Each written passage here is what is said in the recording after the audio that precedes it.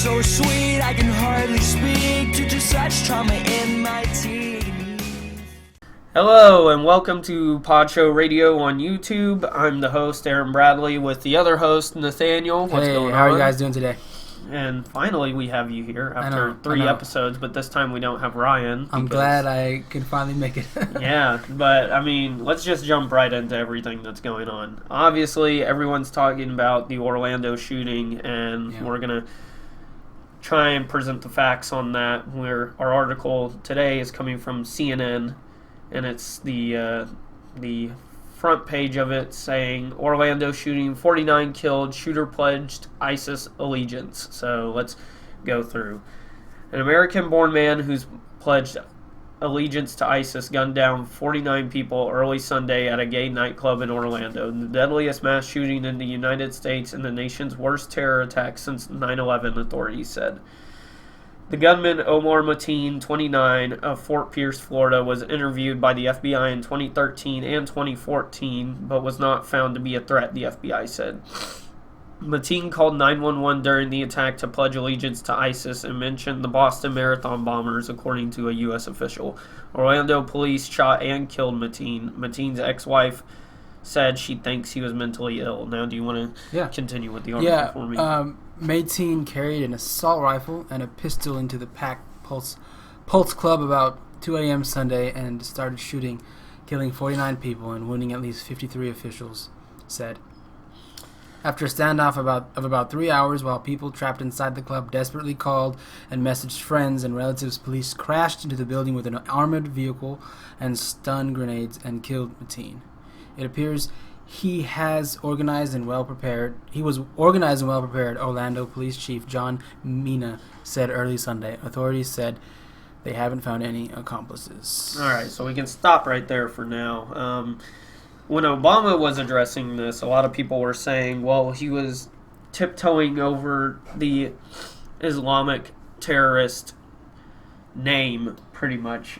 I mean, I think he said terrorist attack. Yeah, he said. I don't know. He knows it's a terror and it was an act of hate. Yeah, that's what he said. But I don't know when he was talking about that. I don't know if he knew about obviously the whole ISIS thing or whatever.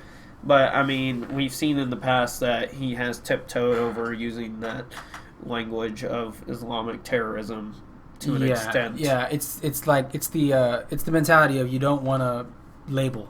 Yeah, you don't want to label anyone. He doesn't want to label anybody. He doesn't want to do that. I mean, I don't know. I mean, to me, it's not that big of a deal anymore because I kind of expected it already. So it's like whatever. But I mean, I've heard so many different responses for this, and one of the saddest responses I've heard about this was people trying to issue their political agendas with these attacks. With this attack and the attack with the Christina Grimmie being shot, people are pushing their political agenda, and that's not what this is about. This isn't about your political agenda. This is about the loss of life. Yeah. We're talking about the loss of life here. We can talk about the issue of guns and everything else later.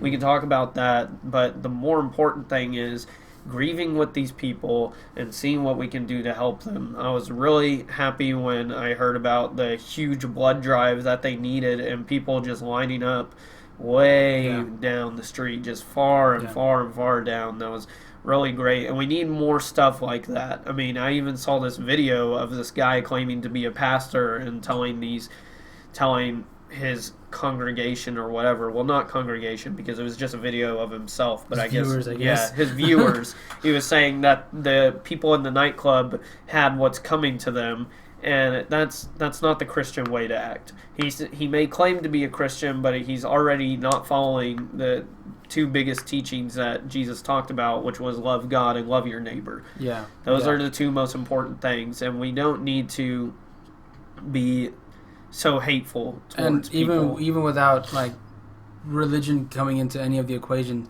it was a human who created this horrific event against other humans. So that, I mean, bottom line, have compassion. Yeah, just have compassion. That's the first See what response. You can do. See what you can do for people. Like, Put aside your differences, you know. Like, put yourself in the shoes of those victims and their families. I can't even begin to imagine what they're going through.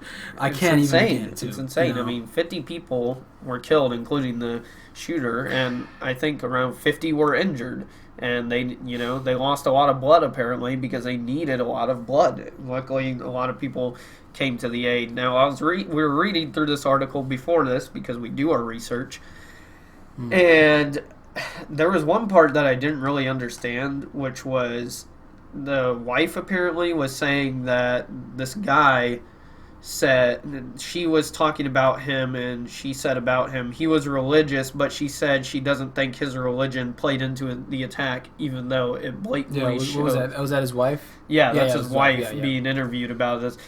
That, how do you think that? Did she not know about the phone call? Was that it or something? Like, she's saying it as if like... Yeah, I'm not even sure, because earlier she says that, you know, he was having some mental problems. He was abusive. Always abusive to her, so she might not have been always... Had a history of steroids, apparently. Her right mind either. I mean, it sounds like a kind of a dysfunctional relationship too, so I'm not sure what she meant by his religious views, or, you know, she didn't think that played, but, you know, anyone who's affiliated with any religion or philosophy or ideology, it impacts how they behave. Yeah. Most of the time. I mean, if you're a part of it, it's probably influencing you in some way. I mean, belief, you know, impacts behavior. I mean, you know, it has a direct correlation. So, I mean, I'm sure that had a part to play. Yeah, I'm sure. The title of this article says he already claimed that it was ISIS. You know, he was part of ISIS. So, she may be confused. I don't know. We don't know. I don't know. But bottom line is, there's a lot of lives that lost. And you know, we would talk about the speculation, but here we like to only talk about facts and try and put our opinions on it a little bit, but not too biased. So, I mean, if we know more, when we start unraveling more, we'll keep the story going. Just wanted to let y'all know what was going on. And, I mean, it's just a sad thing, you know. It's even hard for me to talk about it, like, right now. Yeah, I mean, just that and the death of Christina Grimmie, and those were 2 days after each other. Like, that was one day and then another day, and that's just... in the same city. Yeah, in the same city. It's really difficult. It's a really difficult time, and just...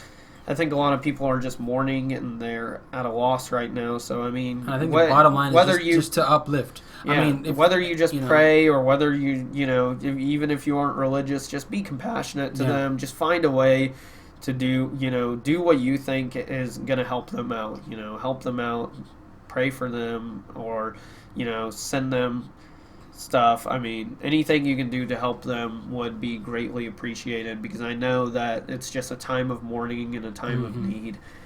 But, I mean, that's all we know so far. That has been confirmed, at least. So, I mean, also this guy was under investigation by the FBI. Twice. And I don't know if it's in this article, but I think Fox News report, too, said something about him and his coworkers had problems. There was a lot of problems at his work as well. Oh, yeah, I heard But his about coworkers never reported him for all the things he would say about other people and threatening to kill and all of these things. They never told, you know, the boss about it, because they wanted to be, you know, politically correct. They didn't want to label him as, oh, if I tell on him and he's Muslim, what is that going to look on me? Yeah, you know, you got to not be afraid to just speak the truth. If you hear, no matter what religion they're affiliated with, if someone is suspicious and someone's saying stuff like that, you have to report it. Yeah, no matter who you are. You have to report it. You have to are. talk about it.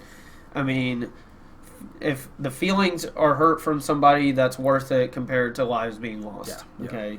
So, I mean, we got to stop being so... We got to stop patting people up, you know. We got to stop putting the pillows around our house. We got to stop baby-proofing our lives. Because this stuff is serious. Only beginning, and it's going to keep coming. And these things are happening, you know. This is difficult stuff. And I'm not saying it's easy either. It's not easy just to... You hear something and it's hard to tell someone else, but we have to... We have to do it. We have to do it. That could save... That could save lives. Not only your life, maybe, but... thousands. I mean, possibly, you know. So, if you hear, see something suspicious, tell some authority or something, because it's more worth than your reputation. I know if you want to keep your reputation clean, but it's someone's life is more worth, more precious than that. Exactly. So just be on the lookout. Yeah. What is the word? Vigilant? Yeah. Be vigilant. Love your neighbors as yourself. Yeah. Do what you want people to do for you is the best advice I can give. And just really, keep an eye out. Be safe out there, pretty much. All right, so the next article is from Breitbart, which I like Breitbart because they are conservative, but they aren't they're very fact-based, so I really like a lot of their articles. I don't get to read that much, but I read this weird article about Canada's highest court has just ruled that some sex acts between humans and animals are legal, which, by the way, if you don't know about this, there are some places even in the United States that's technically true because there's no law prohibiting it. It's just crazy what we're coming to accepting just because it goes on to being the sensitive part. Yeah, it's really even hard to talk about because of how unnatural it really, it's unnatural, and I don't really want to get into the article because it's pretty graphic. Yeah. So I'll just link the article in the description if you want to hear about it, but make sure, even if you don't agree with any of the news sources we have, please look up different links. Because I want to make sure that we have the facts here. So even if one of these pages you don't like particularly, look at other places as well reporting on this. This is just, I think this goes back to us accepting everything. Well, yeah. We're just afraid to offend people, and we're afraid to say what is right and what is wrong. We're just saying, well, now because the wrong is becoming right. Now it's you do you, and there's such a gray area now. Yeah. Everyone says what's right for me might not be right for you, but this is good for me because it feels good. I like it, and exactly it fits my wants pretty much. It fits your wants. It fits what your. What it's just following your desire. You're just following your desire, and you don't. It's like the guy who's a child predator. I heard about him not that long ago, and he's not in prison or anything like that, and he just openly talks about him being a pedophile, and he's like, yeah, I'm a pedophile, but I choose not to do the acts that I think about, but I still think about it all the time and whatever. And it's like, well, you kind of need some help. You can't just say, oh, I won't do it pretty much till it's illegal. Yeah. What are we going to accept? Where's our moral? It gets back to the point of where's our moral compass at? Yeah. And everyone has a different one, but we have to set some standard for us. We have some pretty low standards right now, I think. Yeah, it's crazy. It's like to even open up this conversation is just like it's hard to talk about because it's. I guess for the people who are wanting this in Canada and the court ruling this, I guess it's becoming normal. But man, it's just hard for me to even grasp the concept of that bestiality and all human that. And animal. And of course, it's been around for a long time through the courses of history of man. Things like that have happened, but now having Canada rule this, it's kind of scary, It's scary, and it's weird. It's opening up paths that I don't know if we'll regret going down as not only a country as Canada, but as world. As a world, where are we going to? How is this going to affect us? And then where do you draw the line? If you think this is okay, what's stopping you from anything? Yeah, what's stopping you from pedophilia next? Yeah, everything's gonna become the norm, so there's not gonna be any, oh, that's wrong or right. It's just what it is. Yeah, it's gonna be a gray area. Everything's gonna be a gray area. So just figure out what your morals are.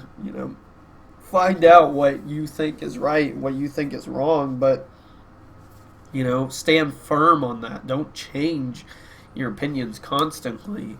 And I think that's what you need to do, Yeah. It's difficult, obviously, to stand up for any beliefs you have, but, the only way you can be strong in those is look up the facts on it. Look up the facts on the beliefs, remember the facts, cite things, be logical. If you're logical, people will respect that. People are going to respect that you're being logical. So, we're blowing through these articles pretty fast, but I mean, I don't mind that. Another thing I wanted to talk about, which we were talking about yesterday, when it stormed for what seemed to be Noah's Flood 2.0. Yeah, it was an eternity of liquid falling from the sky. From Texas. So some it was precipitation. a little bit of precipitation, which means a lot. Just So, anyways, I was talking about this yesterday about people were saying, well, okay, do you remember what Trump said about after the Orlando shooting? So, all right. Pretty much what he said right after. Well, I would say around after. That's 2 days ago. 2 days ago, on June 12th, he said, "Appreciate the congrats for being right on radical Islamic terrorism. I don't want congrats. I want toughness and vigilance. We must be smart." Now, this is my problem. Now, this was through his Twitter. Yeah, this is through Twitter. Now, this is my problem. You have when you're talking about articles and you want to be fact-based, you have the burden of having to speak the truth all the time, and media is not doing a good job at speaking the truth. They took this one tweet and said that somehow it was all pointed to Donald Trump. I don't think this is pointed to Donald Trump. I mean, the second part literally states that. I mean, usually what they would do is they would crop out to the very top right here. They would have the "appreciate congrats for being right on radical Islamic terrorism." That's it. They wouldn't show the rest of it. And then they would say, look, Donald Trump is saying it's all about him and whatever. But then after that, he says, "I don't want congrats. I want toughness and vigilance. We must be smart." Yeah. They're trying to turn this around into him being somehow racist and arrogant and everything else. And I mean, if you read more, just go through his Twitter. Look what he actually says, He's saying things that need to be discussed a lot of the time. I mean, if you keep going up, he does his speech on the 13th. I hear that was actually a pretty good speech.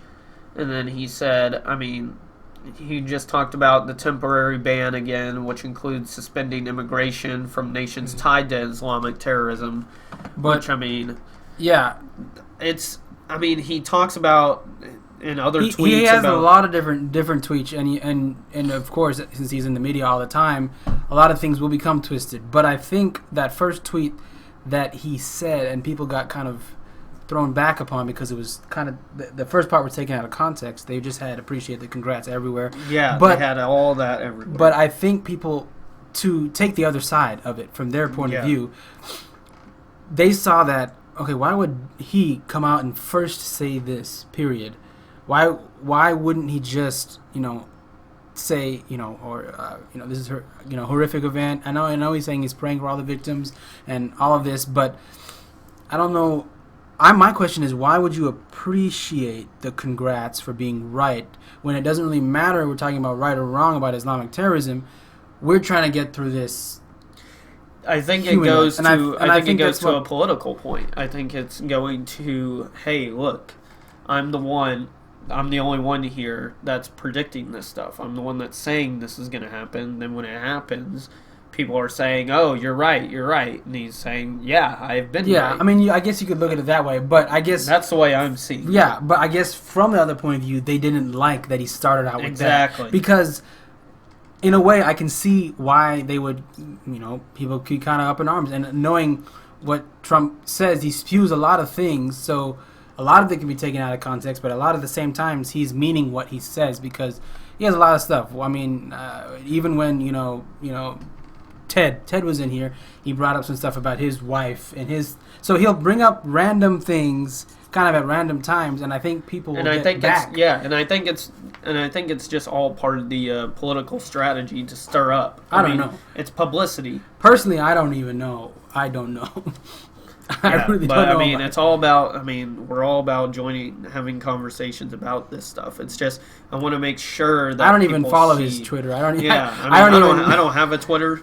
I just I just see this stuff and then I look into the nuance, and that's what I encourage everyone else to do. Just please look into the nuance, because that's what's going to tell you what is actually going on. Don't just read one article. Don't read your Now This. Don't read your Huffington Post and then say, yes, this is fact. Look through multiple articles. Don't look through your conservative articles. Don't look through your liberal articles. Look through it all so you can get the facts yourself. Because eventually they both have to say facts in both articles. They have to say this is for sure. But then they're going to split on the opinions, obviously. So, I mean, for me, the way I see it is the tweet kind of pretty much is saying, I was right about this. And I've been telling y'all I've been right about this. And now that it's happened, y'all are telling me, oh, you're right about this. And he's saying, I appreciate y'all finally saying I'm right about this. And I think, these politicians that are the thing is with Trump is, are you asking for more politicians that are going to beat around the bush, or are you asking for just something new? And that's what Donald Trump is. And I think that's why he even gets voters that don't really particularly agree or are conservatives, but they just want something different because they're tired of this establishment. Yeah. They're so tired of it. They're tired of people just beating around the bush and saying, oh, well, we'll do this and we'll do that, and then things don't get done, and they push political agendas when deaths happen. I mean, that was literally the first thing. I'd rather have a response like this than have Hillary Clinton's response of we must ban all rifles and we must ban guns and everything else she said.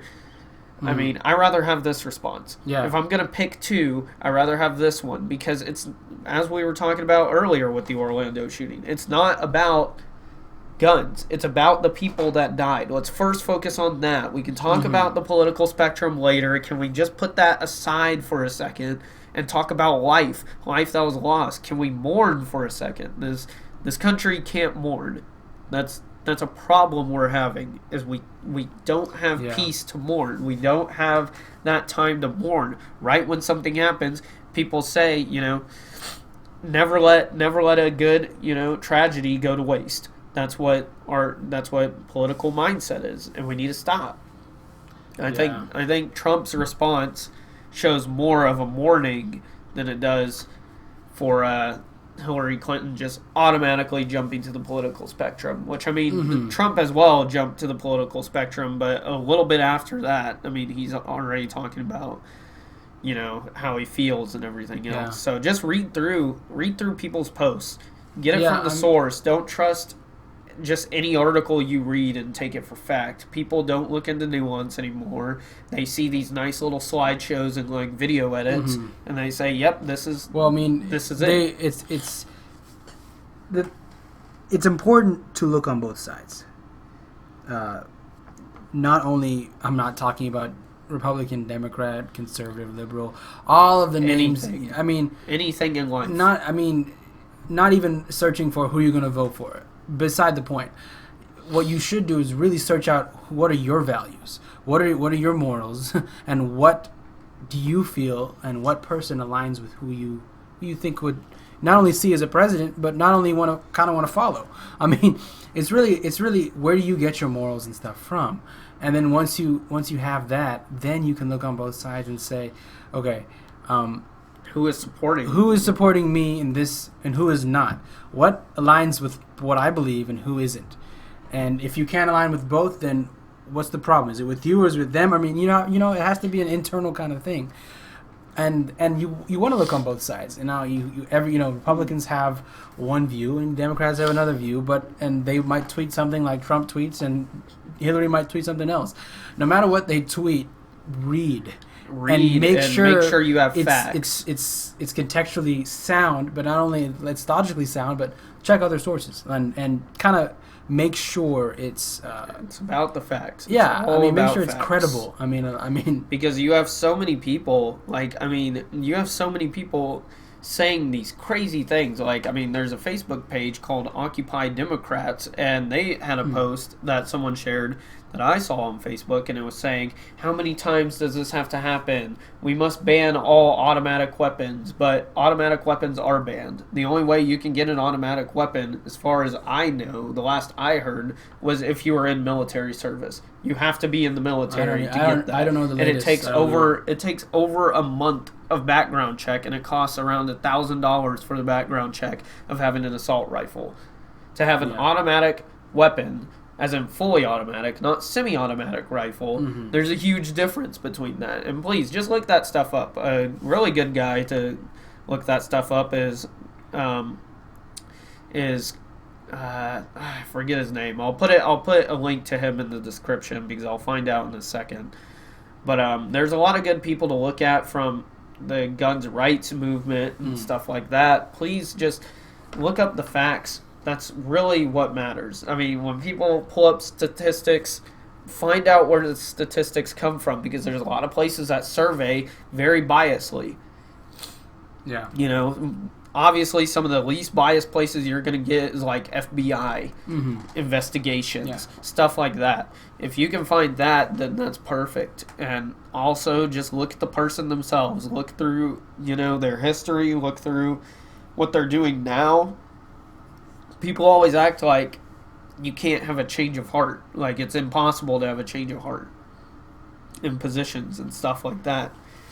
And I think you just have to realize that, you know, Donald Trump has been painted to be someone who is a monster, and I don't believe that narrative. I definitely don't believe that narrative. I'm going to put a link to someone who does a good video on that as well. There'll be a lot of links in this video, so make sure you look that stuff up if you want to look it up. And then the last thing that we have to talk about, we wanted to end on a different note than last time, because we ended on a sadder note on the last podcast. We're talking about E3 2016 and the big games that have been coming out. So I'll do the full list real quick. Let's see. This is EA's big list, which is Titanfall 2, Mass Effect Andromeda, NFL 2017, FIFA 17. What is FE? Do you know what FE is? Let's look at this real quick.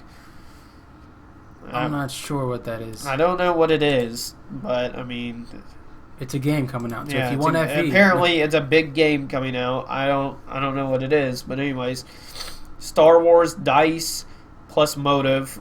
And by the way, this is coming from IGN, if you want to know. A lot of Star Wars stuff, Battlefield 1. Then we go to Bethesda, which, I mean, this is where I'm excited, is Quake Champions. I hope that they make that good. More Fallout 4 DLC, Skyrim Special Edition, Prey, Doom DLC, Dishonored 2. Now it's a Microsoft. They have Gears of War, Battlefield 1, Forza Horizons, which is going to be the first Forza on PC. I'd want to play that. They have a Recore, a new Final Fantasy, Killer Instinct, Inside, We Happy Few, Gwent, the Witcher card game. Tekken. Man, I remember Tekken from back. Oh my gosh. Dead Rising 4, Scalebound, Sea of Thieves, State of Decay, Halo Wars 2. I mean, I don't know how many people play Halo anymore, but I'm sure a lot. Yeah.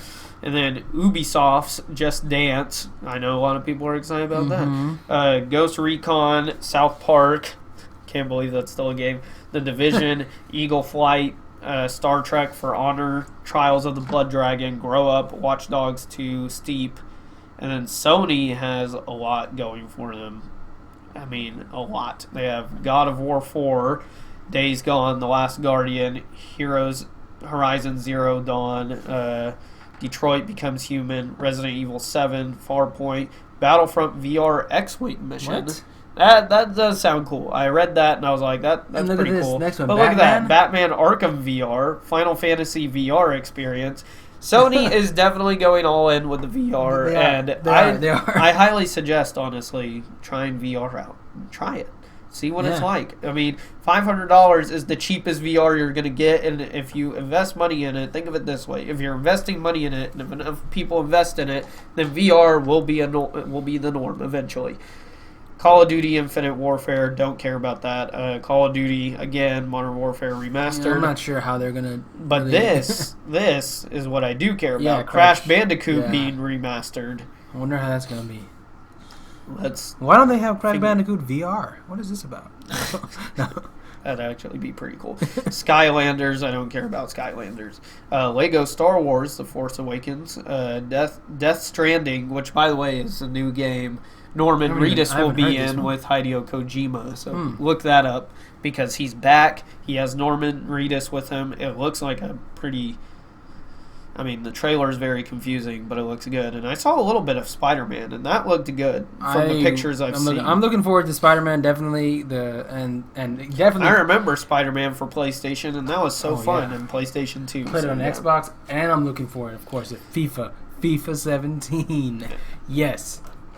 And then, obviously, go to IGN for all the streams. They have streams to literally every press conference. They have links here, by the way, if you look it up. So, I mean, just go to IGN and they'll hook you up with that. Most excited for probably, I mean, I'd say Quake Champions, but man, the pictures from Spider-Man, like the pictures they do have, it looks nice. It looks really nice. So I hope that they do it like a mix of Spider-Man 2 with the open world. But the missions. They have to have the open world. But have the missions from Spider-Man 1. Spider-Man 1 had some good missions. And keep those side missions, too. Like the side quests. Yeah. Like those. And keep the goofy dialogue. Yeah. I love the goofy dialogue. Well, I mean, that's classic Spider-Man. I mean, it sucks, but you remember it. That's from the comics. I mean, you remember when the guy in the tutorial says too much mustard and stuff like that. Yeah. So the audio cut off, and we didn't get to say our goodbyes, and we wanted to say our goodbyes before the pod show went off. So if you like it, push the like button on it, please. Yes. And if you don't like it, push the dislike button, because any affirmation is affirmation. Yeah, any type of response or any type of feedback we encourage. Yeah, because we need to know we exist right now. We have like 1 subscriber. Yeah, we're shooting for 5 likes. Yeah. I mean, 5 is a good number. Even if you can get like 4 3/4 of a like, I mean, that's cool too. Yeah, if you could if you could put half a like on there, I'd even encourage a half like. Yeah, I mean, I guess that'd be like a comment. I guess that'd be a comment or something like that. Yeah. But anyways, we'll see y'all next week. Hopefully, we'll be doing this weekly. Of course, if news pops up, we will be recording another podcast because we want to be on it with the relevant news. So I'm Aaron. This is Nathaniel, and we're out of here. Yeah. Have a good one, guys. Have a good week.